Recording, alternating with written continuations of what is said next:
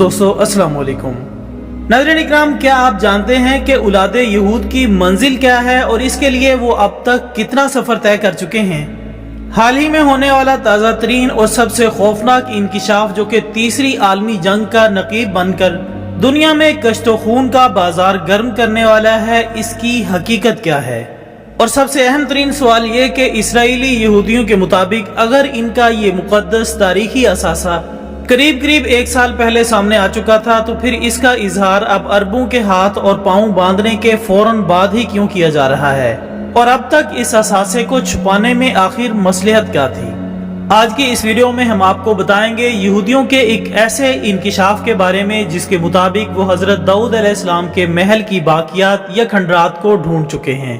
और साथ साथ हम आपको आले यहूद की मुख्तसर तारीख और मज़मूम मकासिद के बारे में भी बताएंगे। तो चलिए दोस्तों, चलते हैं आज के हमारे इस मौजू की जानिब। नाज़रीन मोहतरम, एक आम आदमी ये समझता है कि इसराइली यहूदी ही दरअसल बनी इसराइल हैं। हालांकि ये बात किसी हद तक वजाहत के काबिल है कि इसमें कोई शक नहीं कि इसराइल दरअसल अल्लाह के नबी हजरत याकूब अलैहिस्सलाम का लक़ब था और यही वजह है कि उनकी औलाद को बनी इसराइल कहा जाता है। लेकिन अगर आप में से किसी ने इस तरफ तवज्जो दी हो तो ये बात सामने आती है कि इन इसराइली यहूदियों ने कभी भी हजरत याकूब अलैहिस्सलाम का जिक्र नहीं किया, बल्कि जब भी ये अपने मजहब के हवाले से बात करते हैं तो हजरत मूसा अलैहिस्सलाम, हजरत दाऊद अलैहिस्सलाम और हजरत सुलेमान अलैहिस्सलाम का तज़किरा करते हैं। इसके पीछे छुपी कहानी क्या है, आज हम इसकी तफसील अपने नाजरीन के सामने रखने जा रहे हैं। जिसके मुताबिक हजरत याकूब अलैहिस्सलाम की मुख्तलिफ औलादों में से एक का नाम यहूदा भी था। यहूदा की नस्ल से ये कौम उस वक्त फलस्तीन के इलाके में फैली जब हजरत मूसा अलैहिस्सलाम ने इन्हें अर्ज़ मुक़द्दस में दाखिल होने और जंग के लिए रजामंद करना चाहा, जिस पर इनका जवाब तारीख का एक अनमिनट सच है कि ए मूसा, वो बहुत सख्त और जंगजू किस्म के लोग हैं जिनका मुकाबला करने की सकत हमारे अंदर नहीं, लिहाजा तुम जानो और तुम्हारा खुदा। जिसके बाद इस नाफरमान कौम को इसी सहरा के अंदर 40 साल तक भटकने के लिए छोड़ दिया गया। मुअज़्ज़ज़ ख़वातीन हज़रात, ये थे वो यहूदी जिन्होंने ढिठाई की हद करते हुए खुद अपने ही नबी के हुक्म से सरताबी की। और जब 40 साल गुजरने के बाद इनकी अगली नस्ल आई तो उन्होंने अर्ज़ मुक़द्दस फ़लस्तीन को आज़ाद करवाया। और इन्हीं की नस्ल से फिर हजरत दाऊद अलैहिस्सलाम, हजरत सुलेमान अलैहिस्सलाम जैसे अंबिया के अलावा हजरत तालूत अलैहिस्सलाम जैसी शख्सियात ने जन्म लिया। और फिर जब हजरत सुलेमान अलैहिस्सलाम के दुनिया से पर्दा फरमाने के बाद जब कौम ने दोबारा अपने अबाओ अजदाद की तरह अपनी नफसानी ख्वाहिशात की गुलामी को ओढ़ना बिछोना बना लिया, तो अल्लाह ताला ने आशूरियों की सूरत में इन पर अपना अजाब नाजिल किया, जिन्होंने जनाब दाऊद अलैहिस्सलाम के तामीर करदा आज के कदीम तरीन शहर यरूशलेम की ईंट से ईंट बजा दी। लेकिन इसके बावजूद इनकी खबासतें जारी रही तो फिर 6ठी सदी ईस्वी में बख्त नसर ने एक दफा फिर हमला करके इनकी रही सही कुव्वत को भी न सिर्फ पाश पाश कर दिया बल्कि वो ताबूत सकीना को भी छीन कर अपने साथ ले गए। याद रहे कि ये वही मुकद्दस संदूक है जिसमें हजरत मूसा और हारून की निशानियां यानी आसाए मूसवी और तौरात के असल नुस्खा जात के अलावा दीगर अंबिया की निशानियां भी मौजूद हैं। इसके अलावा वो पत्थर जिसको तख्ते दाऊदी के नाम से याद किया जाता है वो भी इनसे छिन गया,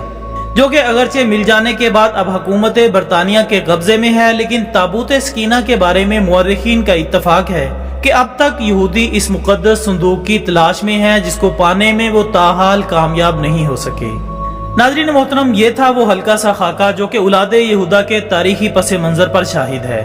और अब हम आएंगे उस महल की जानिब जिसकी बुनियाद जो कि अल्लाह के नबी हजरत दाऊद अलैहिस्सलाम ने रखी थी और जिसके दीगर मकासिद में से सबसे बड़ा मकसद उस ताबूत सकीना को इस महल के अंदर महफूज रखना था। लेकिन आपकी हयात ने इसकी मोहलत न दी और फिर इस काम को आपके साहबजादे और पैगम्बर खुदा हजरत सुलेमान अलैहिस्सलाम ने मुकम्मल किया, जिसको ये हैकले सुलेमानी अव्वल के नाम से याद करते हैं। एक बार फिर आशूरियों के हाथों तबाह होने के बाद अगरचे एक दफा फिर तामीर किया गया था, इसको बख्त नसर ने 6ठी सदी के आखिर में एक बार फिर तबाह कर दिया, जिसके बाद आज तक इसकी तीसरी बार तामीर अभी तक मुमकिन नहीं हो सकी। लेकिन अब तक इन इसराइली यहूदियों का यही दावा था कि मौजूदा मस्जिद अक्सा जहां तामीर हुई है यहां इनका हैकले सुलेमानी हुआ करता था, जिसकी तीसरी दफा तामीर इनकी जिंदगी का सबसे बड़ा मकसद है। और यहीं पर वो दीवारे गिरिया भी है जिसे ये उस हैकल की बाकियात समझकर उसके सामने रोते हैं और दिन रात दुआओं में मसरूफ हैं। नाज़रीन मोहतरम, जब अहले यहूद ने मुत्तहिदा अरब अमारात के तमाम कस्बल निकालने के बाद इनके साथ नाम नेहाद अमन मुआहिदा तय करने का मार्का सर अंजाम दे लिया تو اس کے بعد ابھی حال ہی میں ان کے وزیر ثقافت کی طرف سے یہ بیان سامنے آیا ہے کہ وہ حضرت داؤد علیہ السلام کے اس محل کی بنیادیں تلاش کرنے میں کامیاب ہو چکے ہیں جس کی تکمیل جناب سلیمان علیہ السلام کے عہد مقدسہ میں ہوئی تھی، جبکہ اس نے وضاحت کرتے ہوئے یہ بھی بتایا کہ انہوں نے نومبر 2019 میں صدیوں کی تحقیق کے بعد اس محل کی باقیات تلاش کر لی تھی۔ لیکن ناظرین، سوال یہ پیدا ہوتا ہے کہ یہودیوں نے اپنی اس عظیم تر کامیابی کو آخر کس مصلحت کے تحت اب تک دنیا کی نگاہوں سے پوشیدہ رکھا،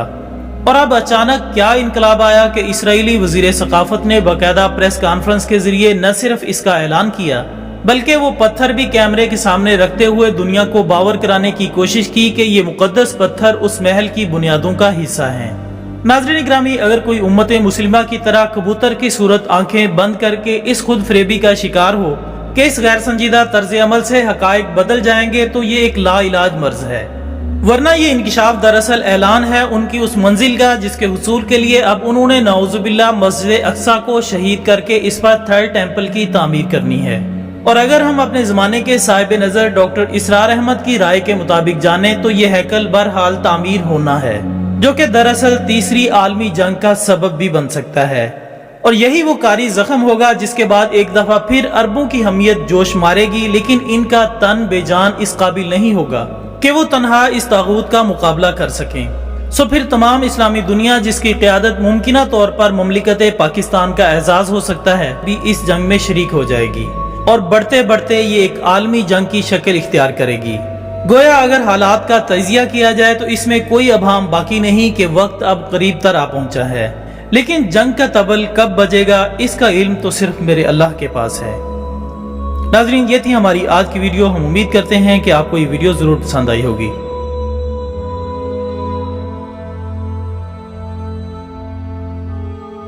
اس ویڈیو کو اپنے سوشل میڈیا اکاؤنٹس پر شیئر کر کے ہماری حوصلہ افزائی کیجیے گا، اور کمنٹس کی صورت میں اپنی رائے دینا مت بھولیے گا۔